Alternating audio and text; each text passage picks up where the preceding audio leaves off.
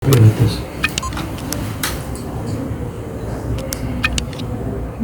Shutdown eksplorasi minyak di Kampung Dalam Aceh Tamiang dinilai mengabaikan faktor keselamatan warga sekitar.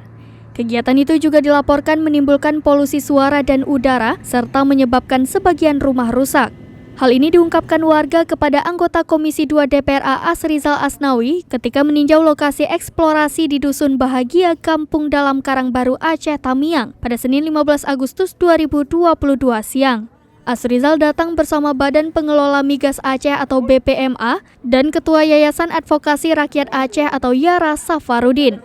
Poin penting yang menjadi catatan politisi PAN ini ialah pelaksanaan proyek mengabaikan faktor keselamatan penduduk. Sebab dari amatan dan pengakuan warga, kerusakan ini disebabkan eksplorasi minyak yang dilakukan selama 24 jam sehingga berimbas terjadinya getaran.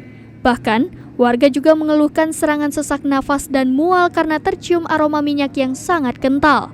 Dalam amatan langsung ini, setidaknya ada 4 kolam berukuran besar berisi air dan sangat mengancam keselamatan anak-anak. Terabaikannya aspek keselamatan ini juga disampaikan Ketua YARA Safarudin. Dia mengingatkan agar SKK Migas tidak menjadikan warga setempat hanya sebagai penonton, tapi diharapkan juga bisa merasakan dampak positif dari kekayaan alam di sekitar lingkungannya.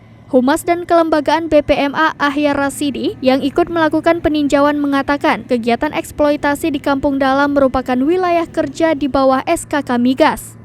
Dalam hal ini BPMA hanya bisa berkoordinasi untuk menyampaikan seluruh keluhan. Karena sudah ada tidak ada lagi aset-aset mereka di Kampung Dalam.